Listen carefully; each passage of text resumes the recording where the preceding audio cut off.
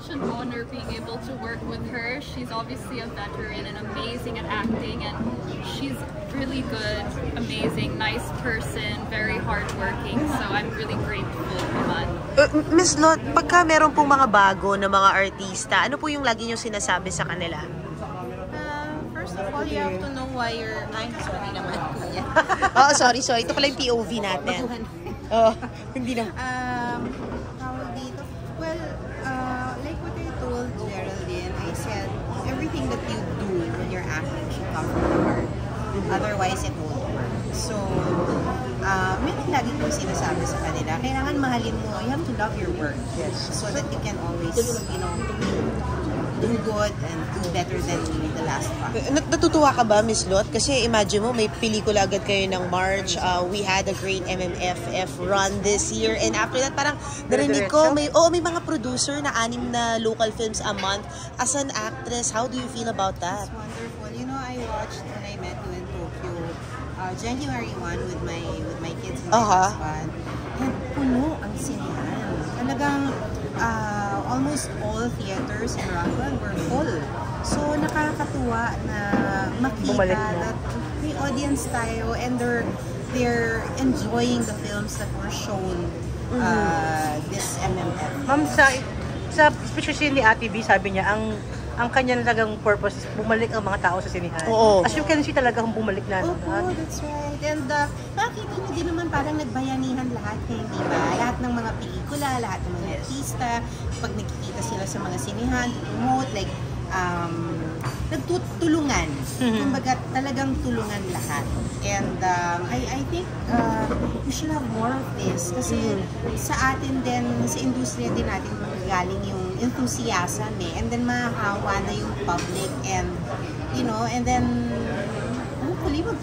yung parang nakita kong bago na hindi ginagawa dati, yung extra sipag and over and beyond na pagbenta ng ticket ng mga stars. Hindi ginagawa. Oo, kasi dati di ba press con lang. Oo. So ngayon bumabalik, parang gano'n na sinasabi mo. Di ba, Ate Mel? Yes, 80s yan. Talaga si Ate Mel. Okay. Noong 80s po talaga, nag-theater tour ang mga artista. Totoo po yan. Nag-theater tour regardless kung kasama siya sa festival o hindi. So, umiikot talaga like Regal, when I used to do films with Regal, tuwing may palabas, sa theater tour, umiikot kami ng Metro Manila and makikita mo talaga, it's the same crowd that we had now for the Metro Manila Film Festival. So talagang nakakatuwa.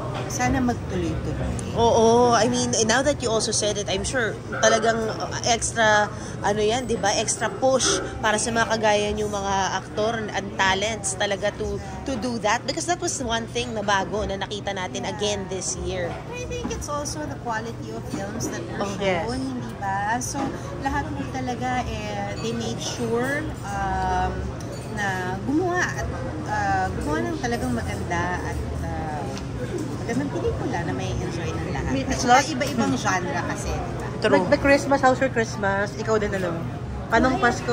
Simple. Quiet as well. Simple, we're talking about. Mas maganda yun. Mas maganda ang quiet at simple. Yeah.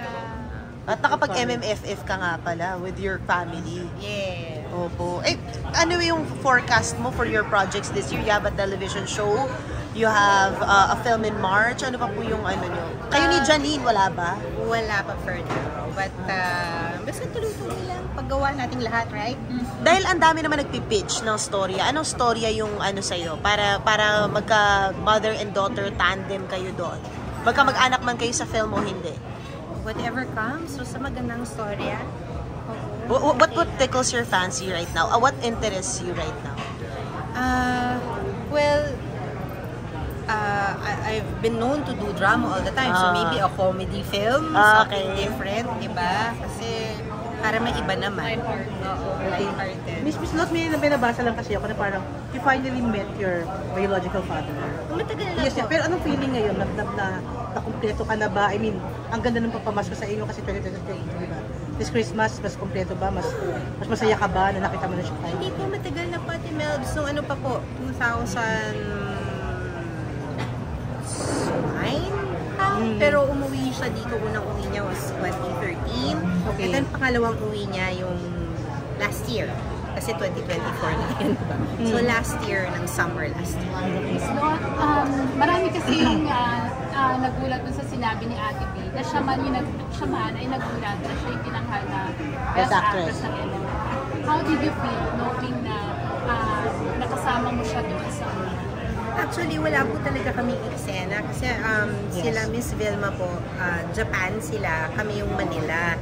Nila Cassie, nila Gabby, nila Darian, ni Miss Gina, Direct Gina, Gina Gina. So, but the movie was made na parang talagang, diba, parang magkakasama kaming lahat. So, but the same thing, it's nice to be a part of their film, film nila nila. Pero nagulat ka ba dun sa sinabi niya na hindi niya ini-expect na mananalong Best Actress? Siyempre po, siguro kasi hindi naman yun yung focus niya, hindi ba? Like what Ate Melba said, the intention was to bring everyone back to the theater, so to watch our film. So I think that's I'm sure for her, it's an added bonus, diba? Kasi marami na rin naman siyang awards. So, pero nalungkot ka ba na hindi nakasama si Ate Guy yung movie niya, Pieta, na supposed to be maglalaban-laban sana yung 4 big stars ng industry, pero hindi ka nakasama si Superstar tsaka si Marisol Soriano. Oo, siguro merong ibang festival. Probably, hindi ko po pwedeng masagot yan hindi ba? But I'm sure there's a proper venue for like films of hopefully this coming summer Meron ba? Parang meron, diba? Kakaroon pala summer. Malay natin, Wait, Miss diba? Lot, kamusta pala si, speaking of, kamusta si Superstar? Kamusta si Nora now? Okay naman po siya. She's doing well. Ano pinagkakabalahan niya? Napapahinga lang yan si Mami. I think meron din yata siyang projects na dadating. Oh, and I think she's busy promoting Pieta. So, Wow. So nag-bonding kayo nung Christmas. hindi po, pero kami, mga nag-usap-usap naman, lalo kami ng mga kapatid ko.